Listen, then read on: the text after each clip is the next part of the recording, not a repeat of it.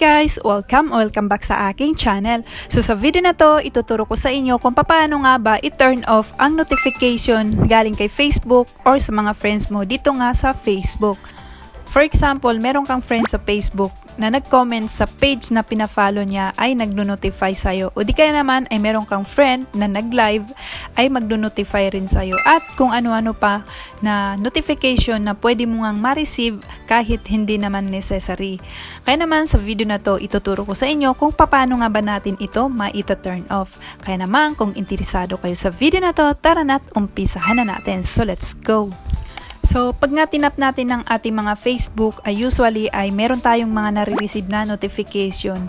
So, recently, ito yung mga notification na na-receive ko. Karamihan nga dito sa na-receive ko na notification ay hindi naman necessary na mag-notify sa akin. Gaya nga nito guys, ayan, sabi dito, si ano at 66 other friends join on Meta AI, follow them now in the app. And marami pang iba, ayan, nakalagay dito, ayan, Alger Abrenica commented on AI at iba pang mga notification. Ayan, si ganito daw ay commented on ganito's post. So, ganyan yung mga sinasabi ko guys na pwede nga natin to ma-turn off. So, para nga may turn off natin to ay punta lamang tayo sa ating mga settings. So, pag nandito na kayo sa inyong mga settings, ay mag-scroll down lang kayo at hanapin nyo lamang itong notifications. Tapos, itap nyo lamang yan. Pagka-tap nga natin ng notification, ay dito nyo na lahat makikita kung ano nga ba yung pwedeng mag-notify sa inyo sa Facebook.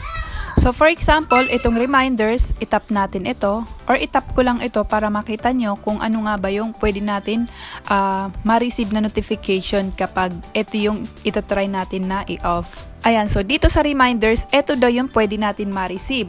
Okay? Sabi dito, these are notifications to remind you of updates that you may have missed.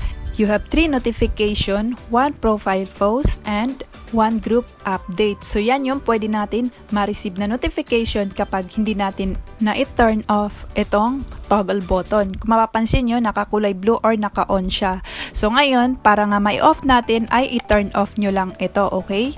Ayan, so i-off nyo lang yan. Ayan, so kapag na-i-off nyo na yan, ay pwede ulit tayo bumalik or bumalik kayo ulit sa inyong notification, then hanap lang ulit kayo ng gusto nyo pang i-turn off. So for example, ako, ito naman yung tingnan natin, itong update from friends. So, try natin ito kung ano naman yung pwede natin ma-receive dito. So dito naman sa updates from friends, ay ganito naman yung pwede natin ma-receive or ito yung sabi dito, these are notification about your friends activity like when they update their status or share a photo. Ayan, so meron na rin sample dyan. For example daw, Josephine Williams updated her status. So makikita mo or malalaman mo kung ano talaga yung gusto mong i-off. So nasa sa inyo yan kung gusto nyo i-off or gusto nyong hayaan naka-turn on. Okay? So, pili na lang kayo kung ano yung gusto nyong i-turn off.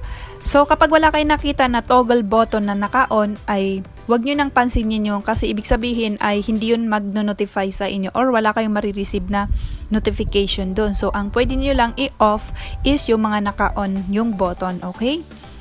So, ganun lamang guys kung papaano i-turn off yung mga pwedeng mag-notify sa inyo na galing sa inyong mga friends or kahit sa inyong mga page na pinapalo kung ayaw nyo nga makareceive ng ganun, okay? So, I think ay hanggang dito na lang. Sana ay nakatulong tong video na to sa inyo or sana ay may natutunan kayo. Please give it a thumbs up kung nagustuhan yung video na to and subscribe sa aking channel para updated kayo sa iba ko pang i-upload na mga video dito sa aking channel. Thanks so much for watching!